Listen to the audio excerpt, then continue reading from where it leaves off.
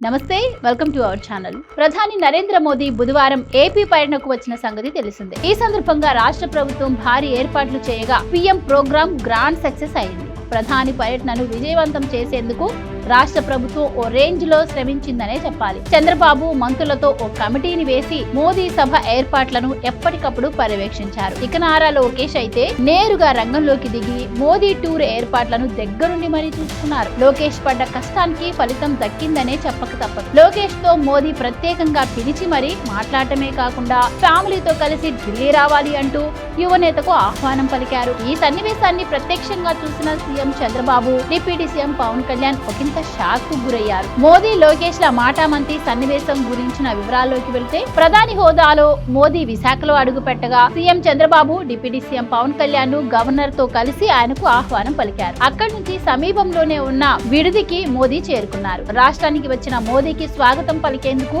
లోకేష్ సహచర మంత్రులతో కలిసి ఆ విడిదిలో వేచి చూస్తున్నారు. ఈ క్రమంలో విడుదలకి వచ్చినంతనే లోకేష్ దగ్గరకు వెళ్లిన మోదీ యువనేతతో మాట కలిపారు. లోకేష్ బాబు, నీ మీద ఒక కంప్లైంట్ ఉందబ్బా. ఎన్నికలు ముగిసి 6 నెలలు దాటిపోయింది. అయినా మీరు ఢిల్లీ వచ్చి నన్ను కలవనే లేదు. ఢిల్లీ వచ్చి కూడా నన్ను కలవకుండానే వెళ్లిపోయారట. ఫ్యామిలీతో ఢిల్లీ వచ్చి నన్ను కలువు అంటూ మోదీ సరదా వ్యాఖ్యలు చేశారట. అదేదో లోకేష్ తనకు మంచి మిత్రుడు అన్నట్టుగా మోదీ వివరించిన తీరు చంద్రబాబు, పవన్లతో సహా అక్కడున్న వారందరినీ ఆశ్చర్యానికి గురిచేసింది. వాస్తవానికి ఎక్కడికి వెళ్లినా మోదీ చాలా సరదాగా ఉంటారు. ఆయా ప్రాంతాల నేతలతో సఖ్యతగా ఉండేందుకు ప్రాధాన్యం ఇస్తారు. అలాంటిది ఏపీలో కూటమి విజయానికి యువగళం పాదయాత్రతో పునాది రాయి వేసిన లోకేష్ కనిపిస్తే మోదీ అక్కున చేర్చుకుంటారు కదా. ఏపీలో మొన్నటి ఎన్నికల్లో బీజేపీకి వచ్చినన్ని సీట్లు గతంలో ఆ పార్టీకి ఎప్పుడూ రాలేదు. 8 అసెంబ్లీ సీట్లతో పాటుగా 2 ఎంపీ సీట్లను కూడా ఆ పార్టీ గెలిచింది. ఇదంతా లోకేష్ వల్లే సాధ్యమైంది. ఇక ఎన్డీఏ 3వ దఫా కేంద్రంలో అధికారం చేపట్టడం, తాను ప్రధానిగా హ్యాట్రిక్ కొట్టడానికి